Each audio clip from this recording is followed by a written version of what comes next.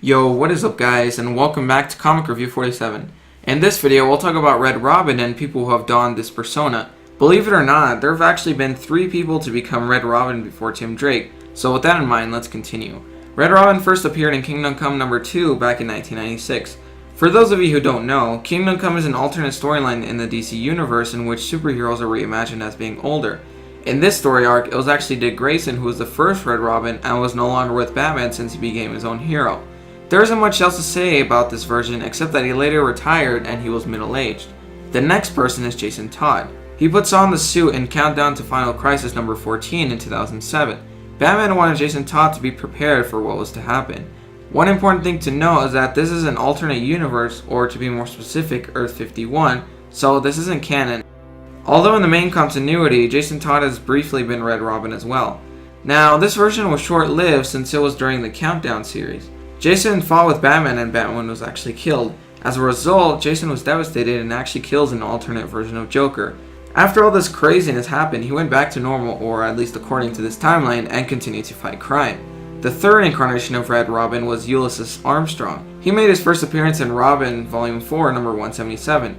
Ulysses is shown to save Tim Drake's life after Jason Todd was trying to shoot him down. Ulysses was a bit of a mystery for a few issues until it was revealed that he had psychological problems against Tim Drake, and he was a general that Tim knew. Now, although this version of Red Robin was rather insane, he wouldn't admit it, and later on in the comics he became the new Anarchy, a lesser known Batman villain. Now we finally move on to Tim Drake, who is the most iconic person to use a Red Robin persona. Up until this point, I thought Tim Drake was the only person to ever become Red Robin, and I'm guessing most of you too. Anyways, as I talked about in my last Robin video, Tim Drake was the third Robin who later became his own hero, also known as Red Robin. Similar to what Dick Grayson did, as he also quit being Robin and became his own hero. Before he had the Red Robin costume though, he had a cool black and white Robin costume which gave inspiration for his new design. This new design sort of looked like Batman's costume but without ears. I think it's pretty cool that Tim decided to be another superhero instead of a sidekick like Robin. Tim's story was mostly explained from there in his solo Red Robin series. It was during this time that Batman was presumed dead and Dick Grayson took up the mantle of Batman.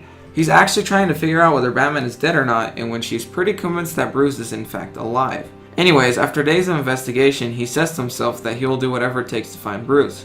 He then contacts Ra's al Ghul, who has been spying on him for a while now, and tries to make a deal with him, which of course fails. Ra's al Ghul also wanted to see if Batman was dead or not through observing Jason Todd. Throughout this series, we see Jason as a determined detective. It also shows how he follows his gut. We also see that his fighting skills are great, but not that great, which is pretty awesome to see. It adds to the realism of things in this series. Later in the New 52, Red Robin was revamped to new suit and team. This New 52 version was a little more humorous and charming than he was from the Red Robin solo series. Also, I like the new suit because it looks like feather wings instead of a cape. And another thing I personally like was that it doesn't look so similar to Batman. They made it so that the top of his suit's head was off, revealing his hair, which is badass, like Nightwing's suit from the New 52.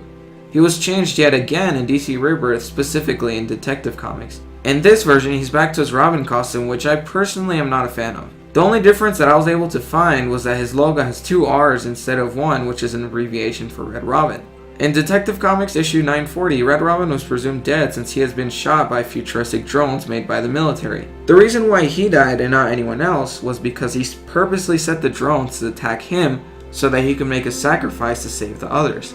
Now, of course, as any other comic book character presumed dead, he actually wasn't dead and was teleported to another area, which is a prison of some sorts. Now, Red Robin, as I said, is rather obscure, so not so many people recognize him. He can also throw circular discs that act as batarangs. Since he has a wing-like cape, he's also able to glide in his suit. Though he may not be the best fighter, he can still put up a fight with most villains, not to mention that his intelligence is what does a lot of the important work.